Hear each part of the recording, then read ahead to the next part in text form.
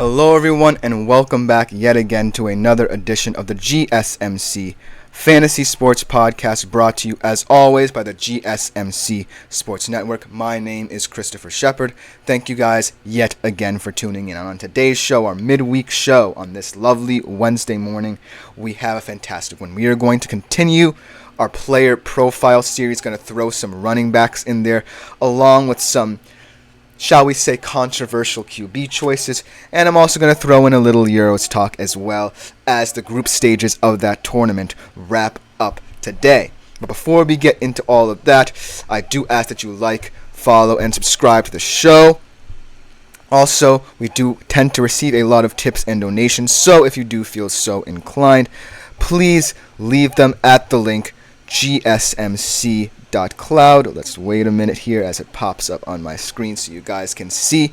gsmc.cloud is indeed the link. You can also leave questions, comments, or concerns that you have about any prior episodes or even segments from today's show that I will get to at the beginning of the next episode tomorrow. But without further ado, let's jump right into what should be a can't-miss show. We are going to start off, as we always do right now, with our player profile series. It's been a very exciting tradition that I've started here, where I get to talk and deep dive into players' fantasy stats and careers as a whole. It should be fantastic. We are starting off today with a very interesting pick to start off in Deshaun Watson. Now, a lot of people are saying that Deshaun Watson may not be a factor anymore in the fantasy realm, but I say maybe he is. This is going to be a very pivotal year for his development as a Cleveland Brown, because he really had any more of success in recent seasons. So, looking at Johnson as a fantasy QB at the moment, you might say that he's someone you tend to shy away from. But without further ado, here's some reasons why he might. So, his entire career, Deshaun Watson has accrued 1,362 fantasy points. His best season when it's last as a Houston Texans, so that's reason for pause. 369.32 points there. So, as you can see, as a Houston Texan, Deshaun Watson was very desired as a fantasy option. But right now, as we can see over the years, he's not. And so here are the reasons as to why people have been skeptical and critical of him as a Cleveland Brown. Last year, he only completed 59.8% of passes actually over the last 2 years. Over the last 2 years as well, he's averaged 6.5 yards per attempt, not necessarily as high as someone of his caliber should attempt. He's only averaged 15.1 fantasy points per game as a Cleveland Brown. He has averaged a 4-to-1 touchdown to interception ratio over the past couple of years, which is his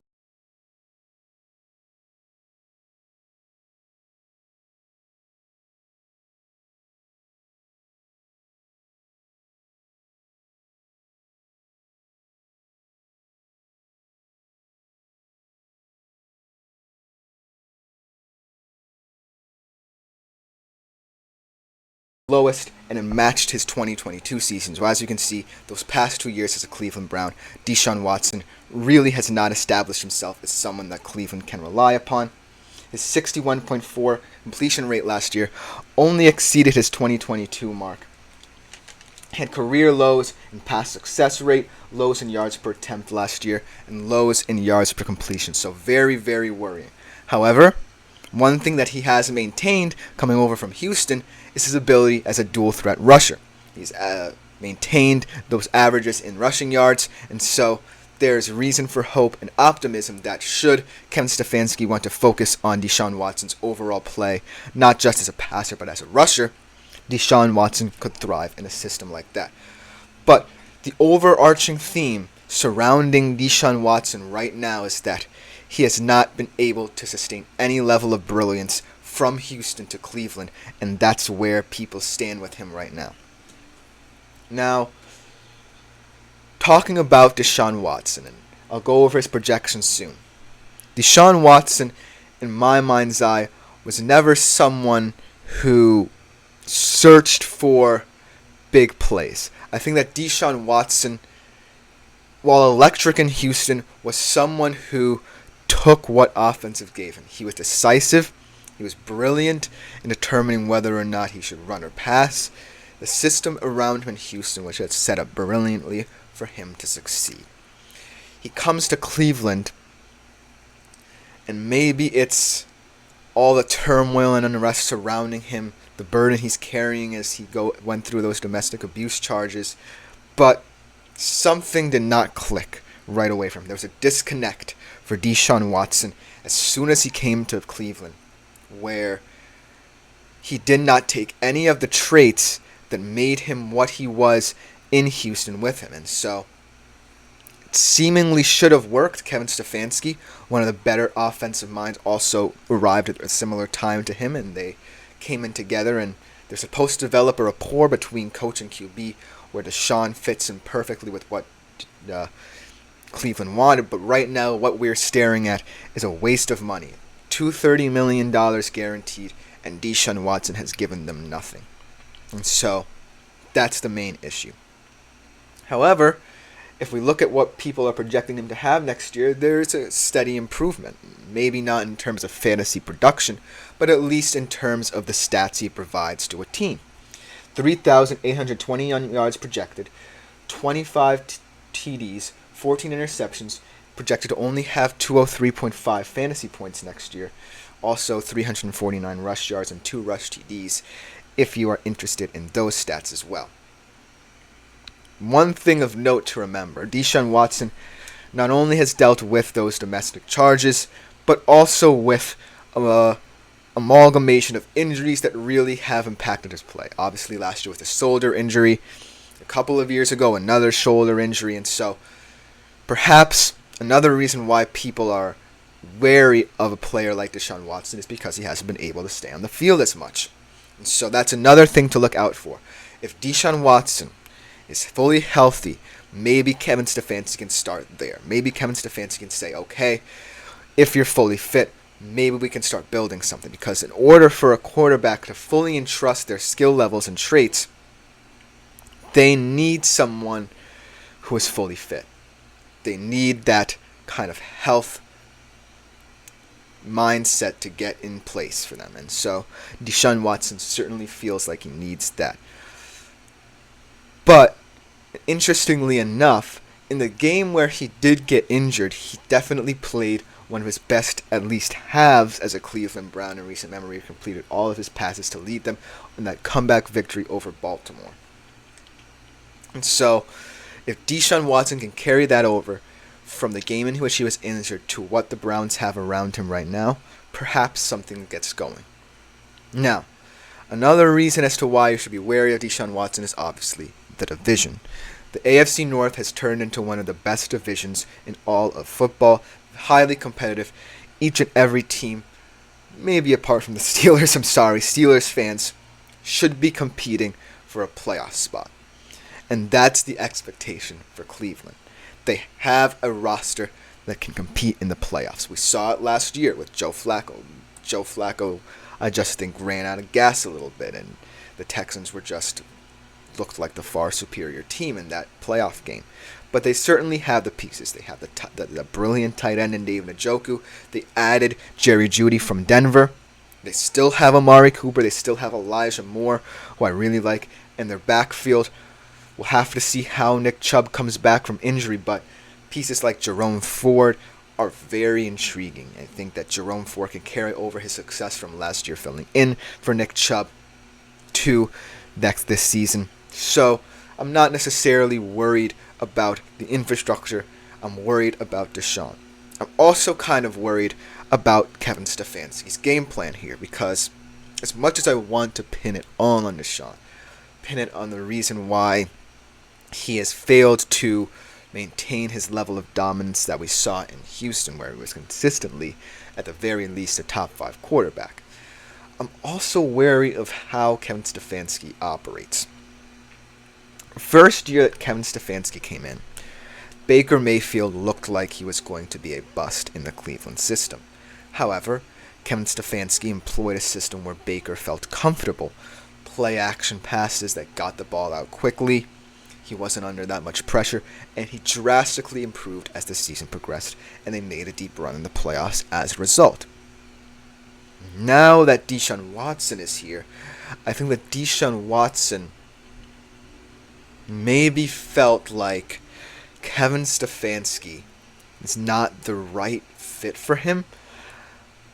mainly due to the fact that Deshaun doesn't necessarily like structure. That's what I'm thinking about with Deshaun. Deshaun Watson wants to perform outside of structure. And Kevin Stefanski wants that offensive structure. He wants the timely play. He wants to be aggressive on early downs.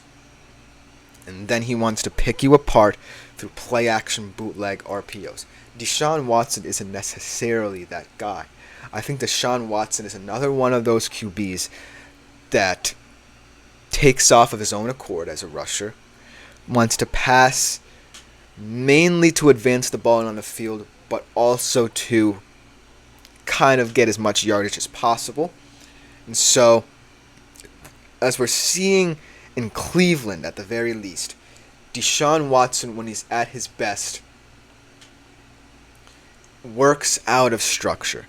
I think that in the second half against Baltimore, when they were trying to make this comeback, I think that's when Deshaun Watson pushed himself a lot. I think maybe Deshaun Watson needs to be in more pressure-cooked situations for him to thrive. It seems kind of weird saying that, but it certainly feels as if Deshaun Watson, in a weird way, feels like pressure is off him. And maybe that's why he's underperforming. Because Deshaun Watson always loves pressure. We saw it at Clemson. We saw it in Houston.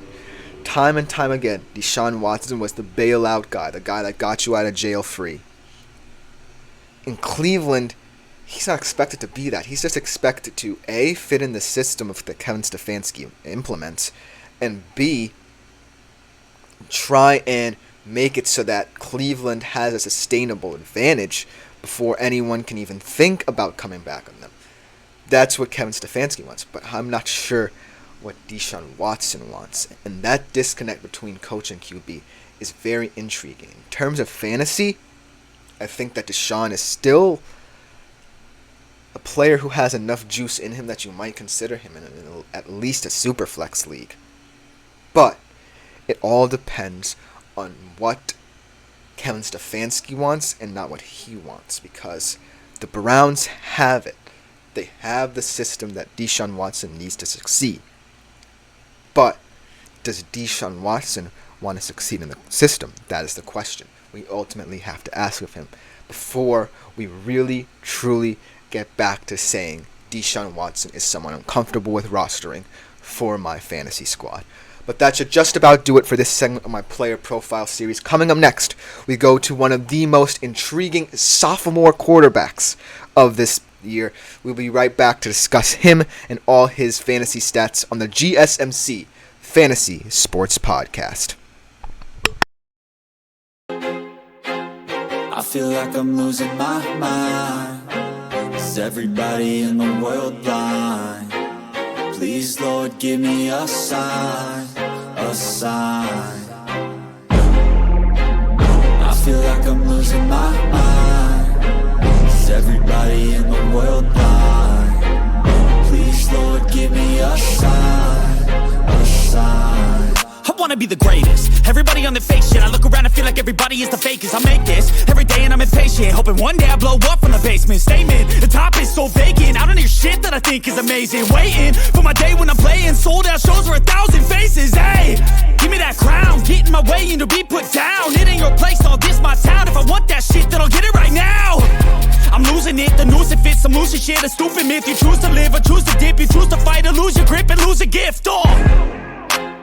I feel like I'm losing my mind. Is everybody in the world blind? Please, Lord, give me a sign, a sign. I feel like I'm losing my mind. Is everybody in... Hello everyone and welcome back to the GSMC Fantasy Sports Podcast, brought to you as always by the GSMC Sports Network. I hope you liked the player profile series on Deshaun Watson. We are just going to continue those, mixed with a little bit of Euros action, I promise, to all my footy fans. But for now, we are sticking with the player profiles, and we're going to get into an exciting sophomore QB. But before we do that, I do want to remind you yet again to please leave a tip or donation at the link gsmc.cloud. It's a huge support for both me, my fellow podcasters, and ultimately the network. So anything you leave is greatly appreciated. Without further ado, let's jump right into our second player profile of the day. Like I said, we are going to stick on this screen to discuss a sophomore QB who has the chance to continue his historic rise to the league, and that is CJ Stroud. The thing I love about CJ Stroud is that when rookie quarterbacks come into the league, some of them let the league catch up to them. We saw with Bryce Young last year, where he didn't necessarily catch up to speed. Maybe it was due to his fate of circumstance with the Carolina Panthers, but usually when rookie quarterbacks come into the league, they either maintain some modicum of success, but ultimately don't sustain it, or they just fall flat on their face. CJ Stroud was neither of those. On a Houston Texans team with a new head coach, a young skilled position core, and a defense that was also very young, and a defensive-minded coach, mind you, someone who said, I want to build to the defense. CJ Stroud had arguably the best rookie quarterback season we've probably ever seen in the history of the NFL.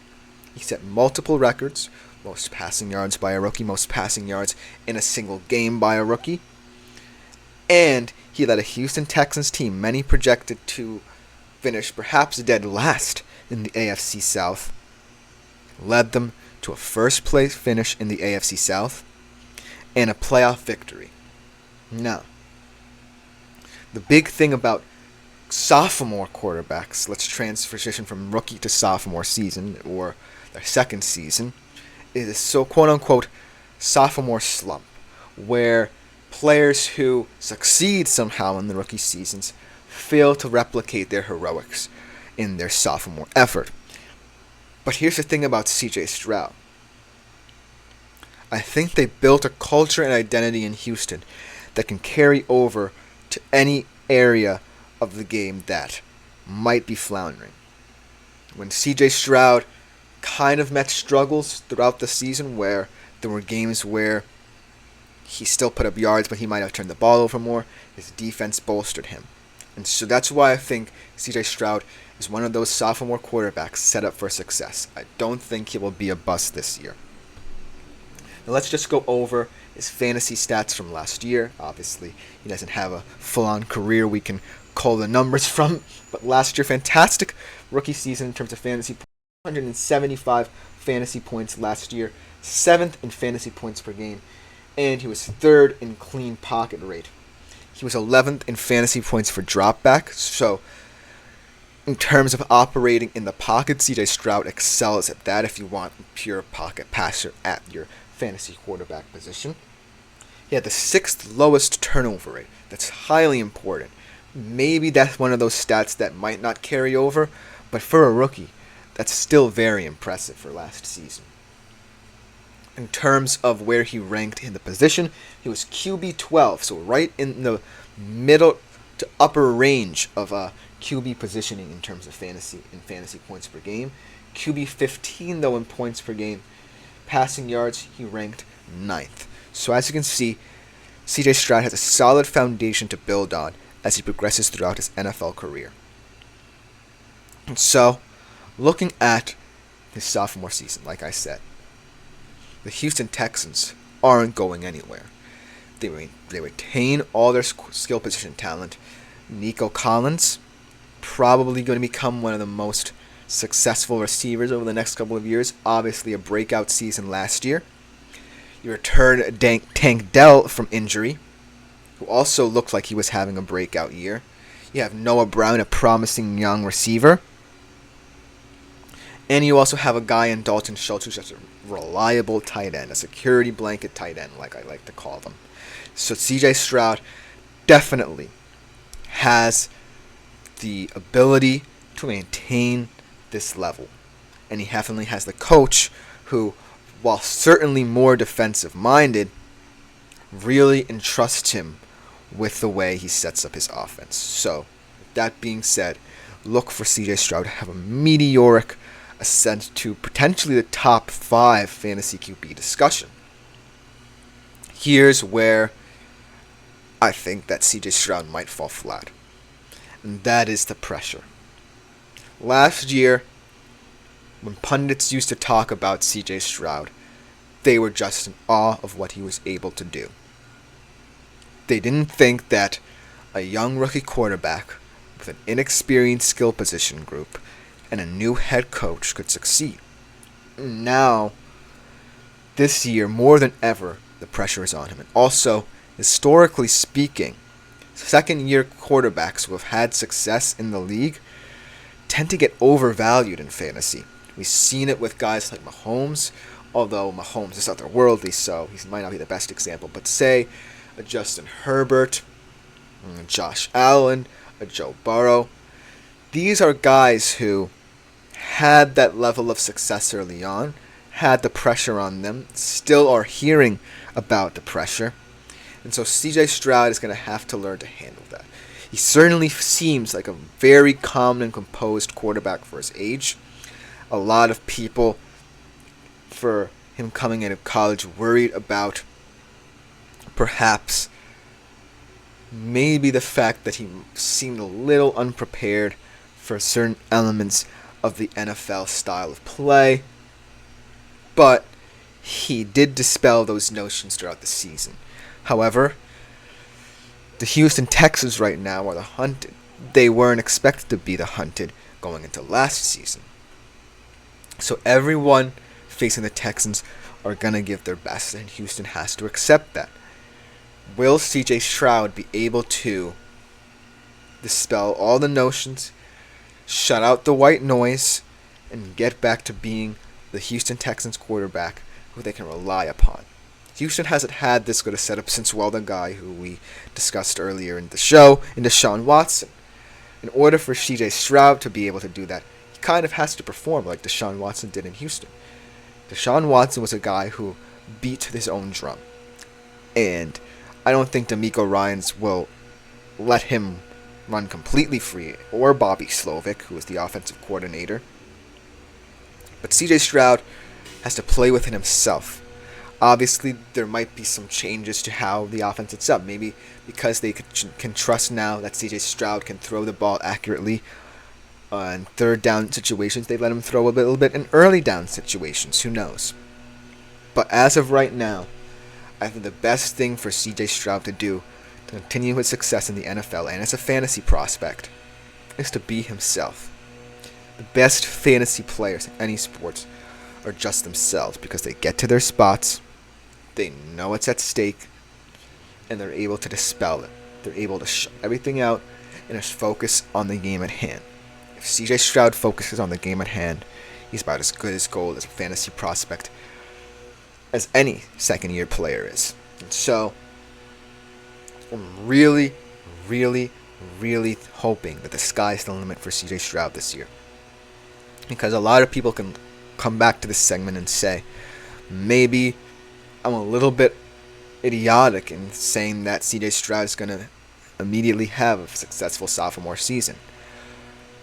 But it's ultimately up to him, it's ultimately up to what the coaches think of him, and it's ultimately up to CJ Stroud himself. But that should just about do it for this segment of my player profile series. Coming up next, our only other sports segment, we are going to be talking about the Euros, specifically the midweek action in terms of fantasy implications for you guys. It should be a can't miss segment because there's a lot to dissect. You don't want to miss that segment. Looking for your daily fix of sports talk without having to pay for it? GSMC Sports Network is available on YouTube. Just search GSMC Sports Network. Get your fix of daily sports talk shows on YouTube, absolutely free. NFL, college football, NBA, MLB, MMA, UFC, fantasy football, and so much more. GSMC Sports Network has shows running all day long, with new sports shows starting every 2 hours. Just like on your favorite cable sports channel, except GSMC Sports Network is absolutely free. Just search Hello everyone and welcome back to the GSMC Fantasy Sports Podcast. I hope you guys liked our first 2 segments. in terms of the player profile series. I hope you guys appreciated that I chose two guys who played for the same team, very similar in how they want to play, but ultimately are kind of question marks heading into this upcoming fantasy football season. But now, let us switch to the world of the beautiful game, where the European Championships are winding down in terms of the group stage. This is a little midweek update in terms of who I think the fantasy stars of the week are, and I guarantee you this segment is going to end on a little bit of a somber note. Don't say I didn't warn you. Without further ado, let's jump into the happenings of Groups B, C, and D as they finished up their group stage game. Let's go backwards.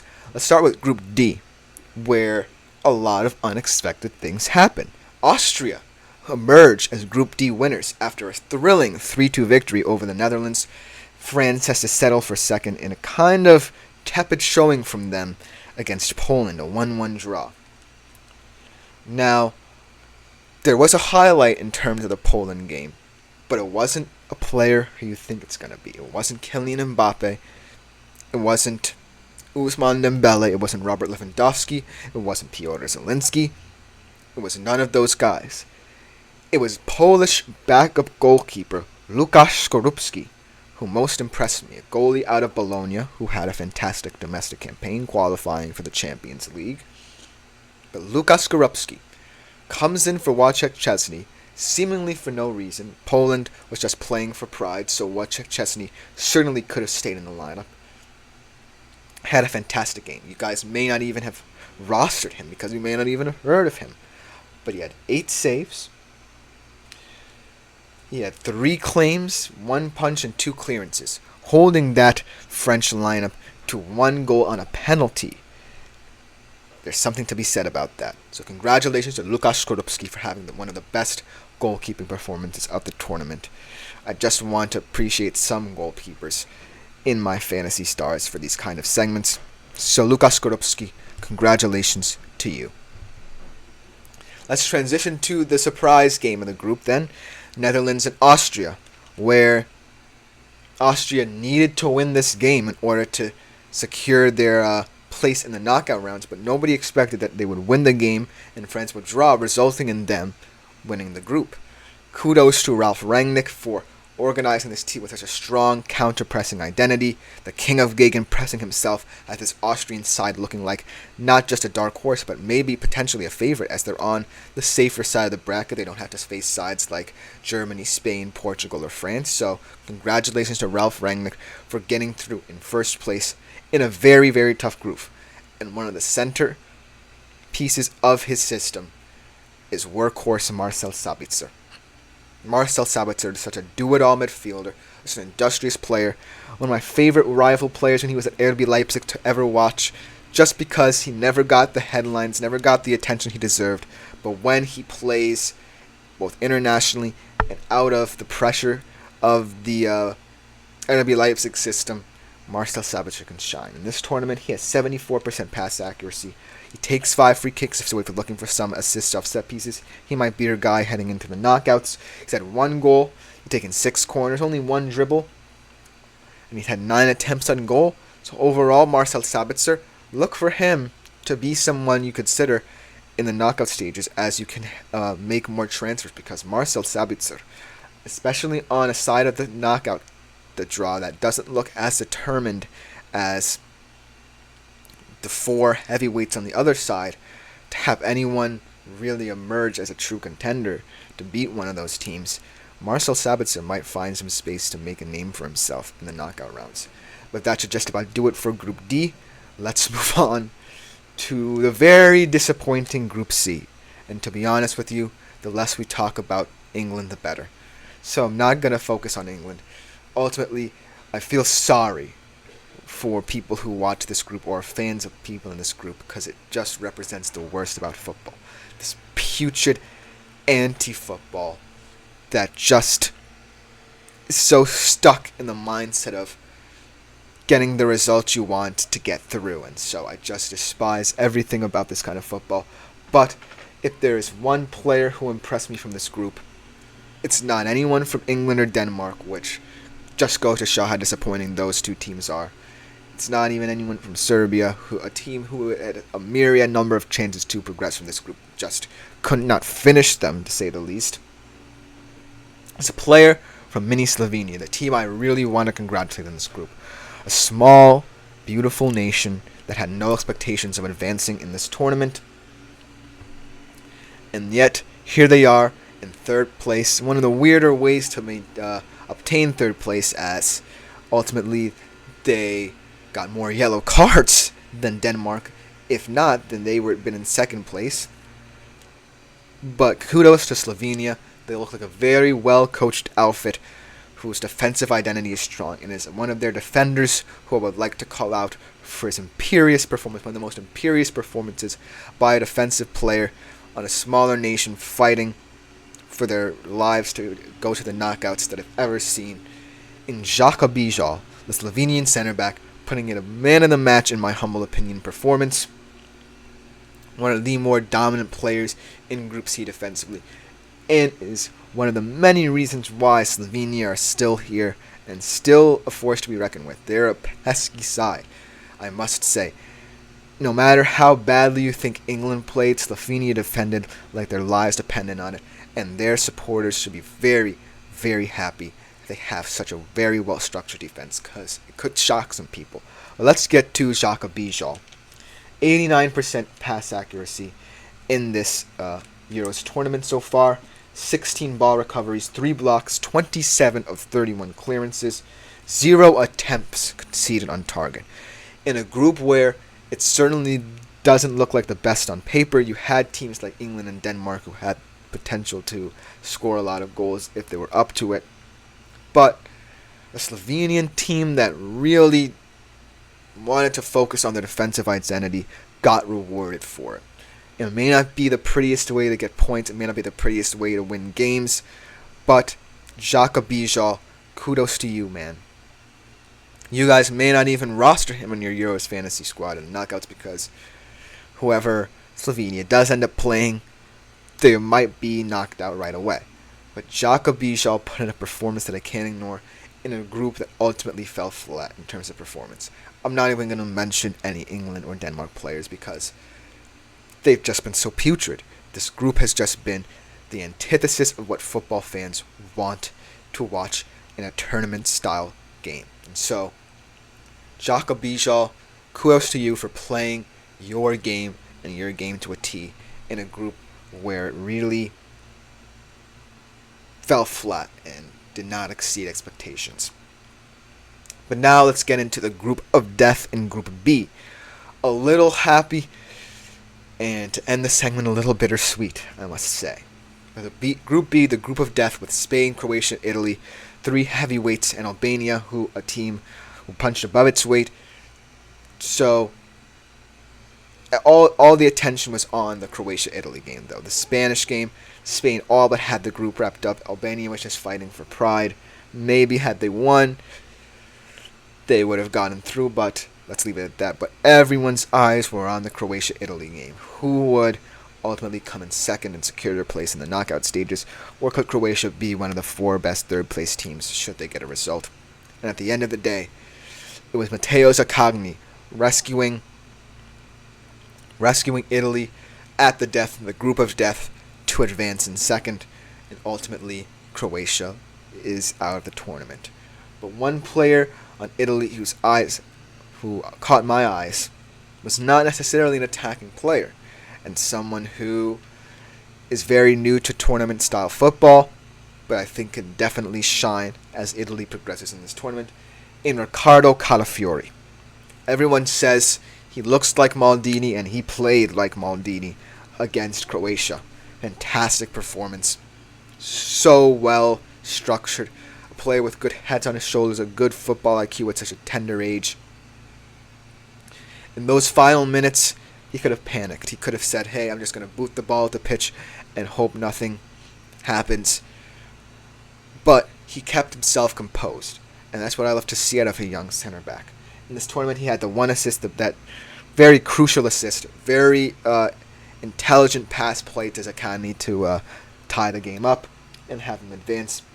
Hit 4 tackles, 24 ball recoveries, 1 block, 34 clearances. Riccardo Calafiori. A lot of people could call him the mini Maldini because he certainly is performing like that at this very moment. And now we go from a player who's just making his tournament debut to a player who may have had his last dance at a tournament. Luka Modric. What a sad story. Ultimately, scoring the goal that could have rescued his country, but have it all lost in the final moments of that game when he's sitting on the bench and there was nothing he could do about it. But if this is truly it, we have to thank him for what he's done for the sport. A huge ambassador, not only to world football, but to Croatian football. What he did for this golden generation is unmatched. Croatia is a small country who always prides itself on these industrious golden generations. We saw it early in the 2000s with that golden generation, and now this kind of golden generation that's ending, and Luka Modric was a huge part of that. Fantastic tournament, even though people were kind of skeptical of him. He did have a fantastic tournament. The one goal that unfortunately was not enough. 89% pass accuracy, 9 free kicks, 4 corners, 9 dribbles. Truly incredible last 3 games, if it is in fact the last 3 games of his international and domestic career. So thank you so much to Luka Modric in these final moments of your career. I hope that you do not retire and that you do consider coming back for the 26th World Cup, as Ronaldo is coming back. But if you do leave, you are a true titan of world football, especially for this generation of it. So I cannot thank Luka Modric enough. As a footy fan, you'll truly understand why. Thank you so much, Luka Modric, for what you have done for this beautiful game. But with that, ending on a somber note, that will just about conclude this Euros fantasy segment. The end of the group stages is tonight, as Groups E and F conclude. Group E looking like one of the better groups to keep your eye on, but that will just about do it for this segment. Coming up next, running backs get introduced to our player profile series. Some really exciting names, so you don't want to miss it. We will be right back on the GSMC Fantasy Sports Podcast to talk about them.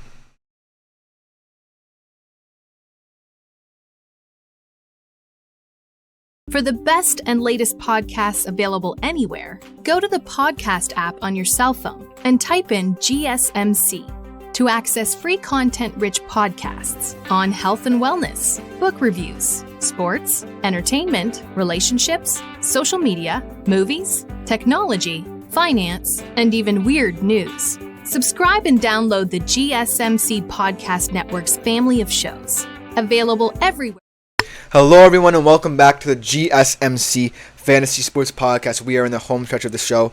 I really hope you liked the Euros Fantasy Midweek update that I just did for you guys, especially if you are a Luka Modric fan, because unfortunately it looks like that was his last dance. It's a bittersweet end for him, but we are transitioning back to our player profile series where some running backs get introduced into this kind of menage of a player profile series. Without further ado, let's introduce our next player, and he should be an exciting one. Our next player, not CJ Stroud, is, of course, perhaps the best fantasy running back you could ever hope to have in Christian McCaffrey. Whereas I started off today's show with 2 quarterbacks who have the profiles to be stellar fantasy quarterbacks, they definitely aren't necessarily in the conversation just yet. Christian McCaffrey has always been in the conversation at the top fantasy running back at the current moment. Last year, let's just go over his stats. He led all running backs last year with 24.7 PPR points. That's one thing to remember with Christian McCaffrey. He is so versatile in how he plays. Fantastic out of the backfield, not just as a rusher. And so, that's something of note. He's had 1,541 fantasy points in his career, which is surprisingly low for him, but obviously he's a running back, and also he did play for the Carolina Panthers for a large part of his career. His best season was actually as a Carolina Panther, so to speak, in 2019, where he had 355.2 fantasy points. Last year, he finished as the running back 1, obviously, in 81% of his games. He was in the top 24 in every game he played last year. Averaged 21 touches and 126.5 yards per game. Second in carries, fourth in targets, and first in red zone touches. So Christian McCaffrey is here, he's there, he's everywhere. This is the projections for next season: 1,250 yards, 11 TDs on the ground, 570 yards for the air, 5 receiving touchdowns for a total of 280.6 fantasy points. So, let's talk about him. Obviously, I can sit here and tell you that Christian McCaffrey is one of the most no-brainer picks. He's going to be the number 1 overall pick in so many different fantasy leagues, no matter the format, just because of the value he gives you at the running back position. However, there are some moments of pause in his game. Not as much for other running backs and other players, but there certainly are some things to be skeptical about, such as when and not if he will ever fall off. I know it's kind of weird to say that a guy like Christian McCaffrey is ever going to fall off, but there are some cracks seeping through his game and the way he's getting injured, especially, that could spell an ominous kind of downfall for a guy like Christian McCaffrey. But at the moment, he's sitting very pretty in the San Francisco 49ers offense. He doesn't necessarily have anyone challenging him for touches in the backfield. Elijah Mitchell might get some touches, but honestly, there's no other running back who can rival what Christian McCaffrey does in the field. And that's one of the reasons they keep him out there for as long as they do, for as many touches as he does. But that also adds to the fact that he might get injured more often. Because the more and more San Francisco play him, the more chances he's going to get injured, especially when they're in the red zone and Christian McCaffrey is tasked with getting that last inch or yard for a touchdown. That's a toll on a running back's body that people don't often necessarily see. But it certainly affects someone like Christian McCaffrey, who, while one of the best at doing that kind of thing, isn't prone to injury. He's not superhuman. And so that's one of the worrying things that could happen, and as a caveat and a potential block to what Christian McCaffrey can be over the next couple of years. I think this year for Christian McCaffrey is going to be very pivotal, because if he doesn't get injured and he plays like in running back 1, I'm going to continue to sing his praises, and everyone's going to continue to sing his praises as a top fantasy running back. However, we'll have to see how Kyle Shanahan decides to use his other running backs. This has to be more of a running back by committee. As weird as it says, because of the fact that Christian McCaffrey ensures you at least 1 rushing touchdown per game, you have to consider his health. His health has to be the number 1 priority to preserve him for even bigger games and big moments. And so, if I'm Kyle Shanahan, I'm taking the risk, playing Elijah Mitchell a bit more, and have Christian McCaffrey come in, maybe out of the backfield, because he's such a versatile player. That's the thing about Christian McCaffrey. He doesn't have to play often to make an impact. He just has to play in a way that he can get the ball in space and make some noise on the field. And so, if I'm Kyle Shanahan, I'm saying, okay, I have to consider Elijah Mitchell out of the backfield. CMC is going to get a lot of touches. It's concerning. He might get injured, so I'm going to have to consider playing Elijah Mitchell for some snaps and get Christian McCaffrey on the field in situations where opposing defenses might least expect it, or in situations where I can get him out in space, because that's where Christian McCaffrey operates the best, is where he gets all his yards from, ultimately where you get most of your fantasy points from if you draft him. Now, in terms of his draft standing, I don't think anything is going to change in the next 3 years to dissuade anyone from picking Christian McCaffrey as the number 1 pick in their drafts. And here's why. I can sit here and say, oh, Christian McCaffrey's getting injured. But it's the San Francisco 49ers. Their team built to, no matter what happens to them, sustain their level of play on the pitch. They will be dominant no matter what. Whether or not guys like Deebo Samuel, Brandon Ayuk, George Kittle, Brock Purdy all stay on the field together. And Christian McCaffrey is also a huge part of that. The 49ers won't go as Christian McCaffrey goes. And so if you add Christian McCaffrey to the San Francisco 49ers offense, it immediately becomes an unstoppable force. And so I think that when you're considering a team like the San Francisco 49ers, where ultimately is our team that spreads the wealth, obviously the biggest player is perhaps going to be the running back, because of the fact that A, is the only person to break up the kind of play action system QB scheme that San Fran has going on for Purdy, and B, in that system, Christian McCaffrey just adds more versatility than any of the other players even can. Yes, Deebo Samuel and Brandon Ayuk are top-level wide receivers. Yes, George Kittle might just be at least the second best fantasy tight end in the league. But Christian McCaffrey just makes a whole nother dimension possible for the San Francisco 49ers team. And that's why I think he's going to be a high-level pick for this squad and in fantasy. Until Christian McCaffrey is injured for a long period of time, or Elijah Mitchell gets more touches, then I see no concern as to why you don't draft him at number 1. But that should just about do it for Christian McCaffrey. Coming up next, we have another exciting quarterback who's quickly ascending through the ranks to get into at least the top 5, in my humble opinion, in terms of fantasy running backs. We'll be right back to end the show with him.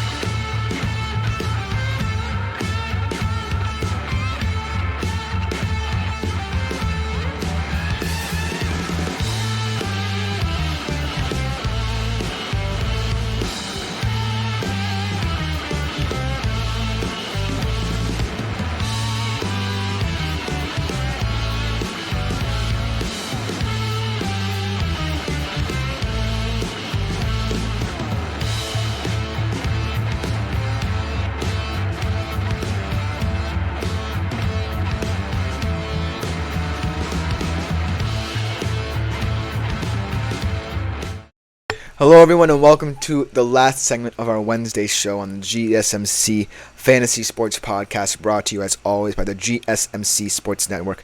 We're going to conclude today's show with a running back who could be the next Christian McCaffrey over the next decade or so, and that is Breece Hall.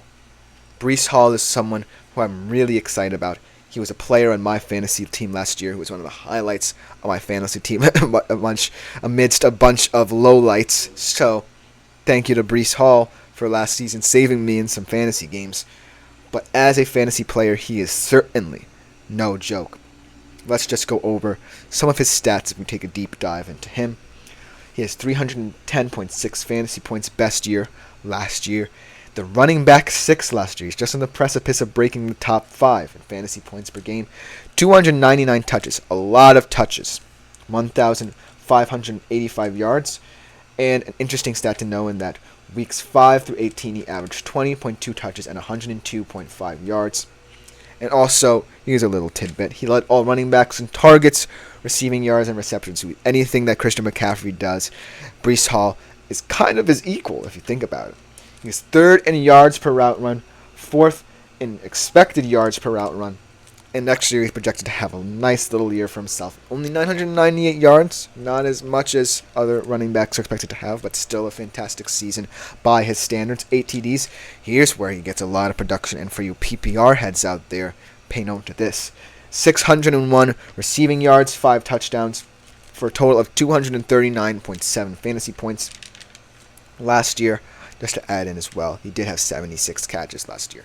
So in terms of PPR league, he's sitting pretty. He could be a RB1 in at least a PPR league, but unfortunately there are other formats of fantasy football out there, so Breece Hall certainly has to be considered at every single facet of the fantasy football realm.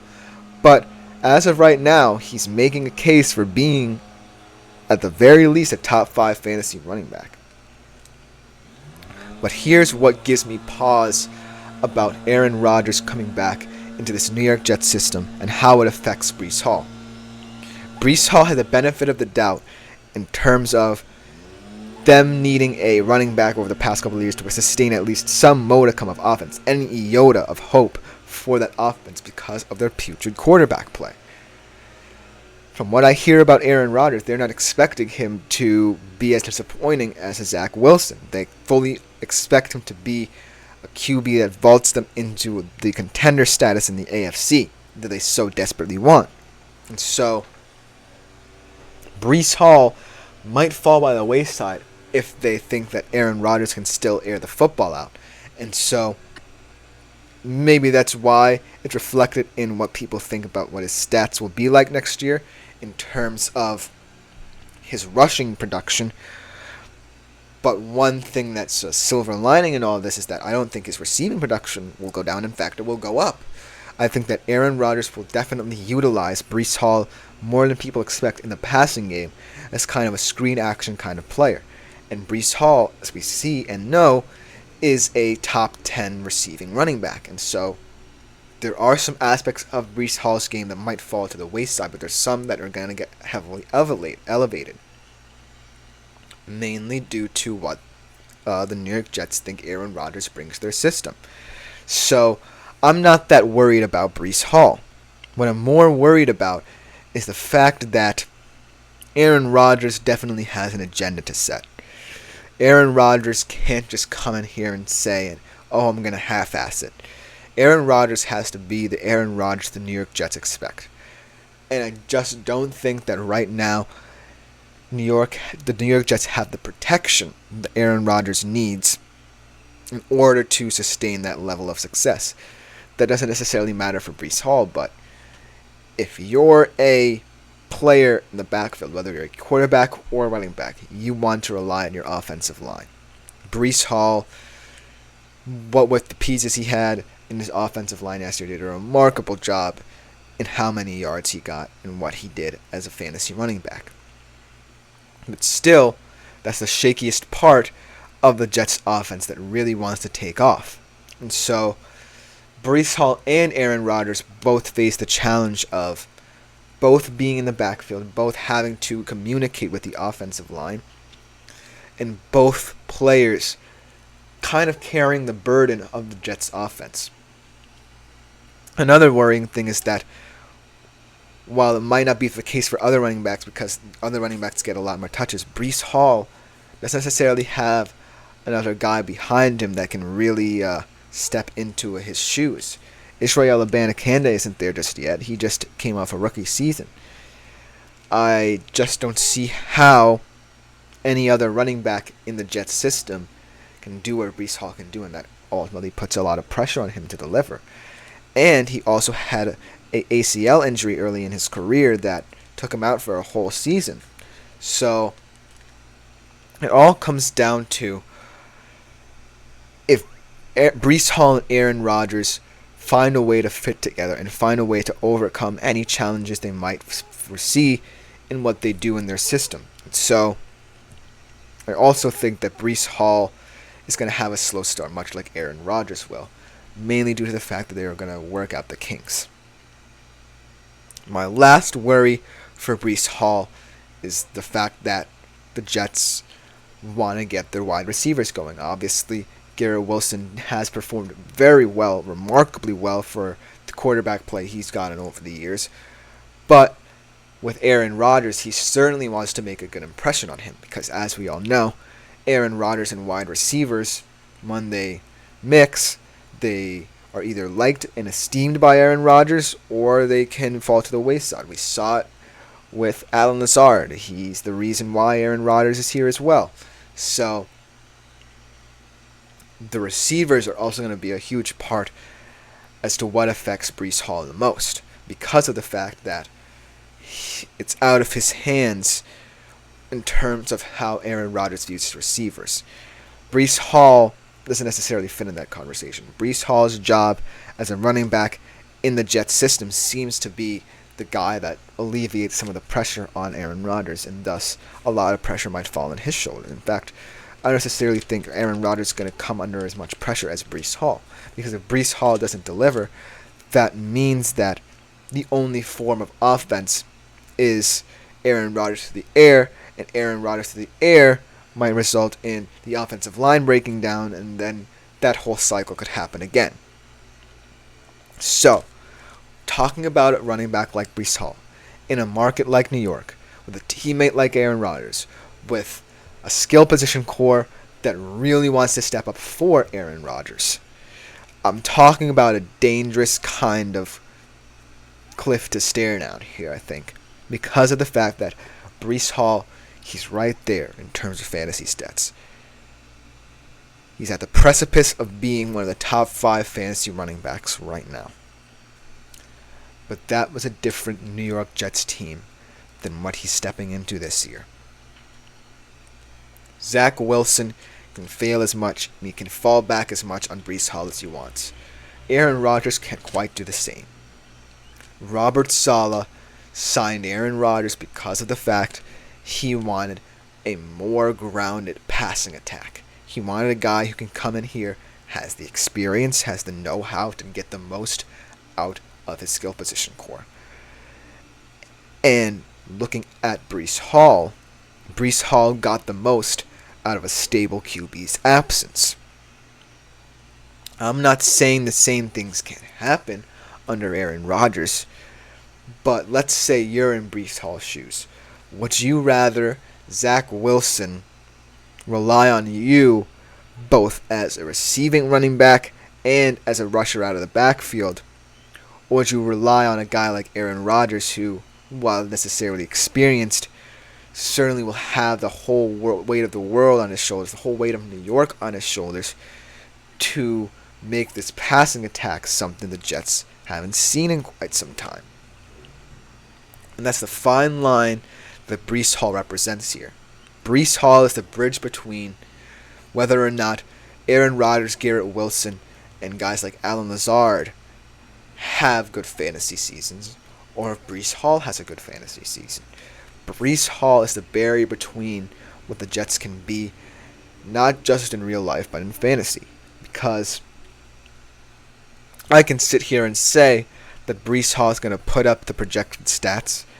I can say that Breece Hall offers Aaron Rodgers the biggest security blanket out of any of the New York Jets just for what he does. But I also have to consider the fact that Aaron Rodgers is who he is because of the fact he's been there and done that. And Breece Hall can't say the same. So Aaron Rodgers and Breece Hall's rapport is certainly going to come under question as soon as they step on a football field together.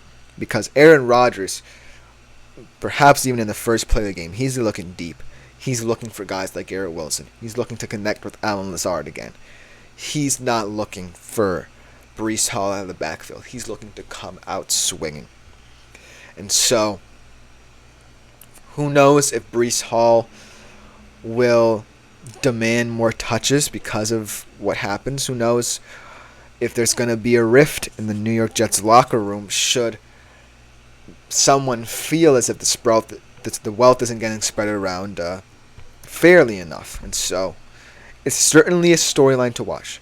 But that being said, Breece Hall is certainly a coming. I certainly think that he has the attributes and traits to become a running back, a force to be reckoned with in fantasy, someone who you pick in either the late or early first round of a fantasy draft. But I also have to consider the system he's in and where he's at in his career. I don't necessarily think he has to say in how Aaron Rodgers plays and how Robert Saleh wants Aaron Rodgers to play especially. If Breece Hall was a senior player in this situation, I would say he has the dominant force to come out and say, hey, I want touches, but right now, I don't know where his touches will most likely come from mainly due to the Aaron Rodgers size conundrum the Jets have on their hands. But that will just about do it for today's show. I hope you guys liked it. We are going to have another fantastic show tomorrow with even more player profiles. In fact, a full show of player profiles will be ahead for you guys tomorrow. I do ask that you like, follow, and subscribe to the show. Consider leaving a tip, donation, or question at the link gsmc.cloud. It's a huge support to ultimately the network, but also me and my fellow podcasters. So anything you leave is greatly appreciated. Like I said, tomorrow should be another can't miss show. I've been so happy starting this player profile series so you guys get to know a little bit more about each and every player that you can roster on your fantasy team. I've been Christopher Shepard. Thank you guys for tuning in to the GSMC Fantasy Sports Podcast. We'll be back tomorrow, bigger and better than ever.